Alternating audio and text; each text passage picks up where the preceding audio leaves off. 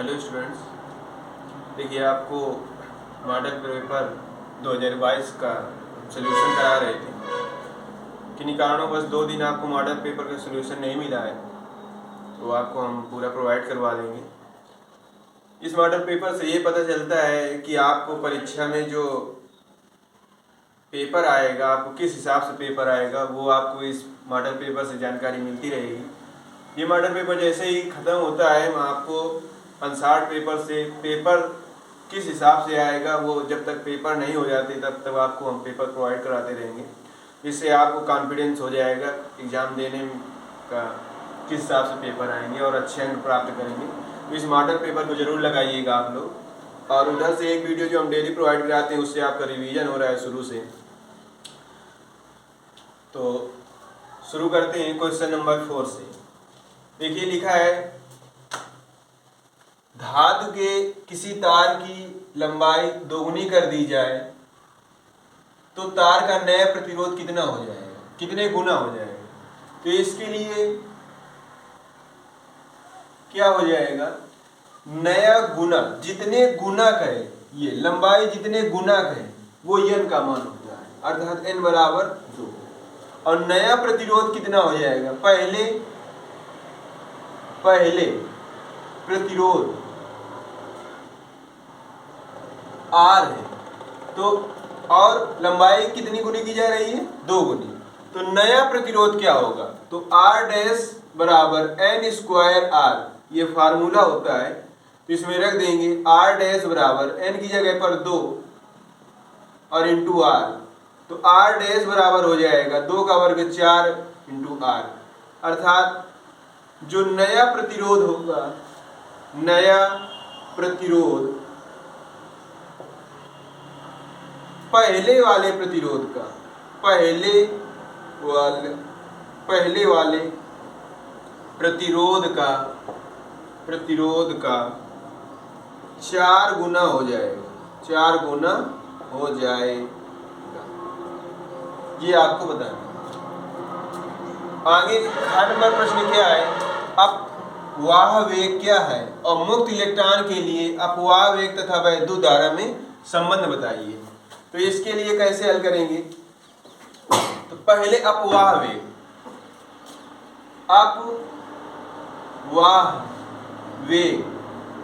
इसकी परिभाषा समझ लेंगे। तो परिभाषा क्या है कि जब धातु के तार को बैटरी के सिरों से जोड़ा जाता है तो उच्च विभव से निम्न विभव की ओर मुक्त इलेक्ट्रॉन गति करने लगते हैं। तो मुक्त इलेक्ट्रॉनों के जो गति करते हैं, वो जो वेग प्राप्त करते हैं, उस वेग को ही अपवाह वेग कहते हैं। अर्थात परिभाषा में कैसे कहेंगे कि जब धातु के तार के सिरों को बैटरी से जोड़ा जाता है तो मुक्त इलेक्ट्रॉन उच्च सिरे से निम्न सिरे की ओर गति करने लगते हैं, और जो मुक्त इलेक्ट्रॉन गति करते हैं तो जो वेग प्राप्त करते हैं, उस वेग को ही अपवाह वेग कहते हैं। तो हम परिभाषा लिख देंगे कि जब धातु के तार को बैटरी के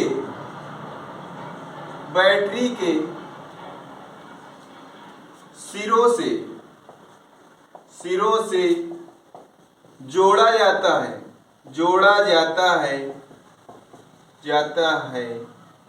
तो मुक्त इलेक्ट्रॉन उच्च विभव से निम्न विभव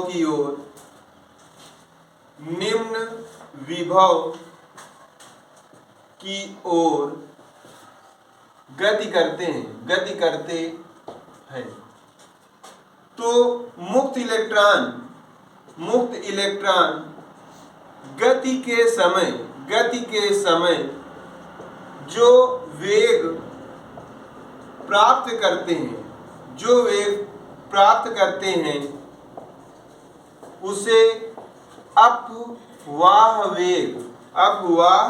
वेग या अनुगमन वेग भी कहते हैं। अनुगमन वेग भी कहते हैं। और इसको अनुगमन वेग को vd से प्रदर्शित करते हैं। किससे प्रदर्शित करते हैं? vd से प्रदर्शित करते हैं। और इसका मात्रक मीटर प्रति सेकंड ही होता है। और इसी में एक प्रश्न और जुड़ा हुआ है। वो प्रश्न क्या है कि अनुगमन वेग तथा वैद्युत धारा में संबंध बताइए। तो उसको कैसे करेंगे देखिएगा। तो ये जो संबंध होता है I बराबर NEAVD। तो इसके लिए क्या करते हैं, एक फिगर बना लेते हैं। यहां पर मुक्त इलेक्ट्रॉन जैसे गति कर रहे हैं, तो कोई पदार्थ है जिसका क्षेत्रफल लिखेंगे, जिसका क्षेत्रफल a है और इसमें स्मॉल e आवेश वाले इलेक्ट्रॉन गति कर रहे हैं। तो मान लेते हैं कि n इलेक्ट्रॉन गति करते हैं, तो एक सेकंड में गति करने वाले इलेक्ट्रॉन अर्थात होंगे NEA। और vd वेग से गति करें, vd वेग से गति करें तो इलेक्ट्रॉन क्या हो जाएंगे, NEAVD। और यदि ये इलेक्ट्रॉन t वेग से t समय में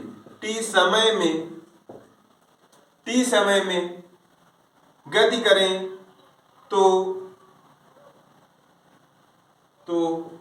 प्राप्त आवेश Q बराबर NEAVD इंटू T। अर्थात और यदि ये T समय में गति करें और तो प्राप्त आवेश Q बराबर NEAVD होगा, NEAVD इंटू T।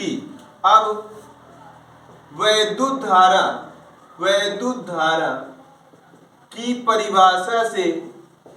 परिभाषा से I बराबर Q बटे T, तो Q का मान रख देंगे NEAVD इंटू T।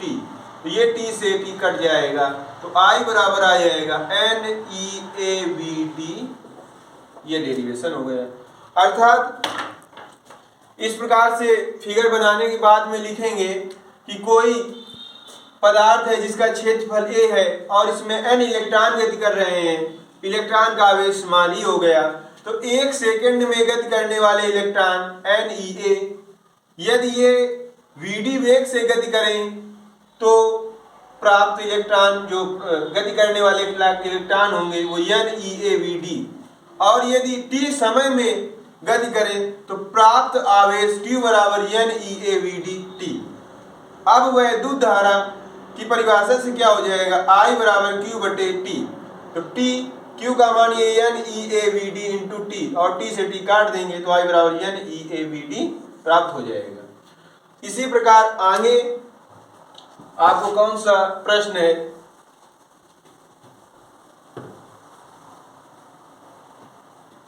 किसी धारावाही वृत्ताकार कुंडली, तो एक कुंडली बना लेते हैं।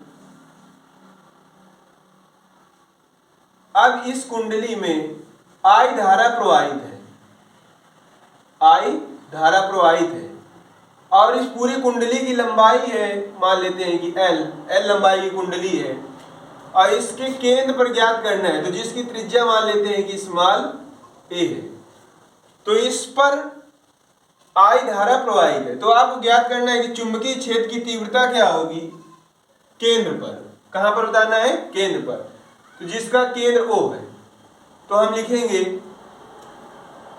बायो-सेवर्ट के नियम से, पहले इसके बारे में लिख देंगे कि स्मॉल a त्रिज्या की एक वृत्ताकार कुंडली है जिसमें I धारा प्रवाहित है। इस संपूर्ण कुंडली की लंबाई स्मॉल l है।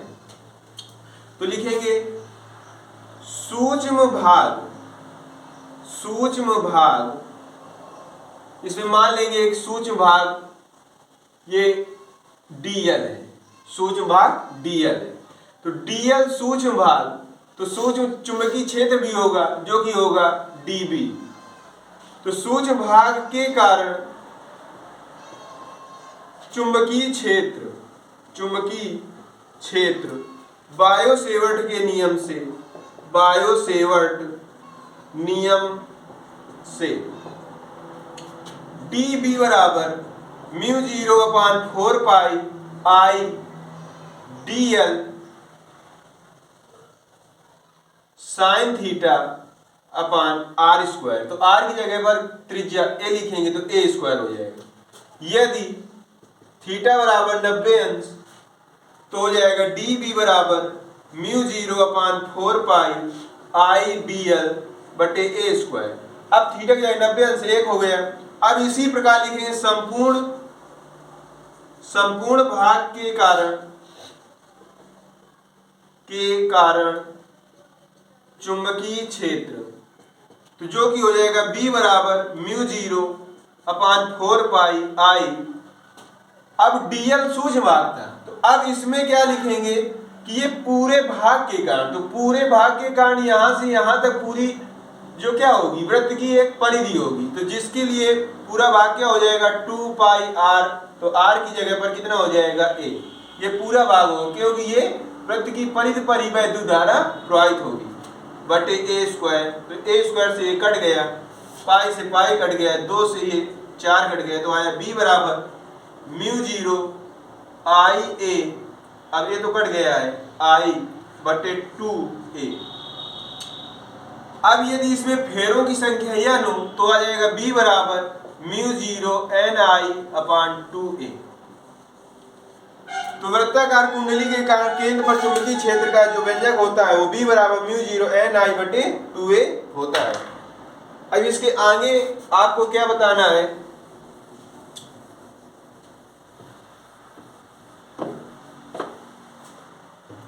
स्नेल का नियम। तो स्नेल का नियम लिखेंगे कैसे, तो देखिएगा स्नेल का नियम होता है n बराबर sine I upon sine r।